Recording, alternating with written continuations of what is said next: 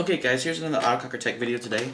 It's a video going over some Eblade timing and some Eblade settings, what these settings are called, what they mean, and what they do. So as far as timing goes, just like any autococker, you don't want your LPR to be set too high or else it's going to be kicky, but you want it to cock reliably. You also don't want your back lock to be slamming into your body. You want your reg to be sweet spotted. The differences with the Eblade parts is your lug sets a little bit differently, and instead of adjusting it through a coupler, you're adjusting the time after the pancake noid is activated before the cocking noid is activated. So let me go ahead and show you how to adjust the hammer lug. Now I'm zooming in on the pancake noid, also called the sear noid or the clapper noid. And what I'm going to do is I want the lug to be set to release about halfway in this travel right here. If it is set too high, then it might not release reliably. If it's set too low, then it might not catch reliably. The sear might not catch the lug reliably. So what I'm going to do is I'm going to go ahead and cock the gun.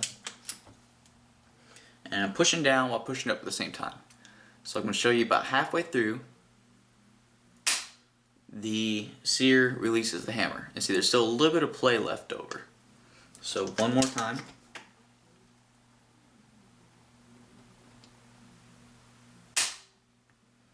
Alright, so that's that. Let's zoom out.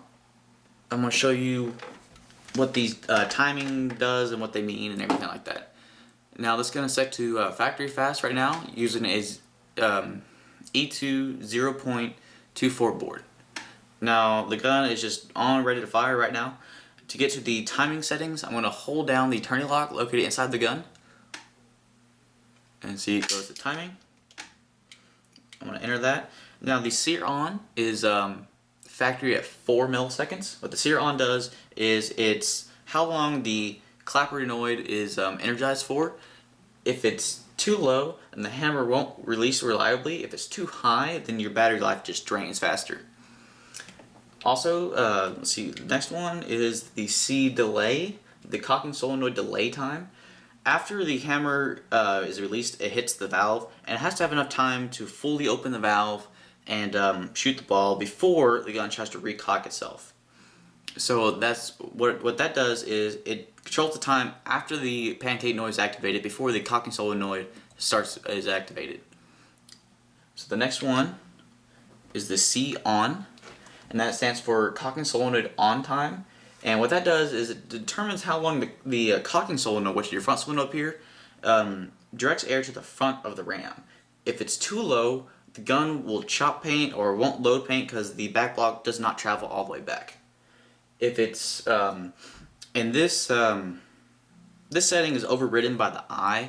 As soon as the eye sees the ball, the back block comes back. So this setting only really can be bad, I guess, if your eye is off. But as far as factory goes, I would just leave it as for the factory setting. Next one is CT out, and that stands for cocking solenoid time out.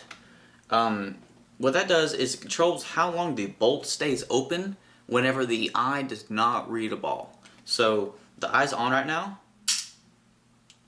And I don't know if you can hear that, but whenever I pull the trigger, you're hearing the clapper noid clap and then the front click. That's because the eye is not reading a ball. So that's what that controls.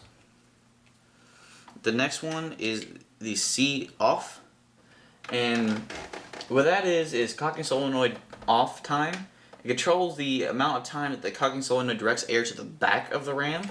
If it's too low, the bolt won't close completely after the shots, and then you'll just get shot down because the air hole in the bolt does not line up with the air passageway hole in the body. So the next one is T-pull, trigger pull, and what that does is it controls the amount of time that the trigger has to pass the optical switch before it registers that as a shot. If it's too low, then that's where you're gonna start bouncing. If it's too high, then it just slows down your gun. And the next one is the trigger release, which is basically the opposite of the trigger pull, and it controls the amount of time that the trigger has to be clear of the gun before, or be clear of the optical sensor before it is ready to accept a new trigger pull. So if it's too low, then again you're going to bounce, and if it's too high, then you slow down your gun.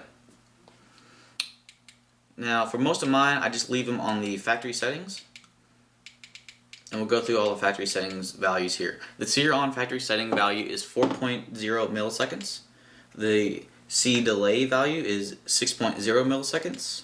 The C on is 55 milliseconds. The CTOT is 1 second, and the C off is 24 milliseconds. And for your trigger pull and trigger release, usually run those around 1 or 2. So that is the timing of an Eblade autococker. Thank you.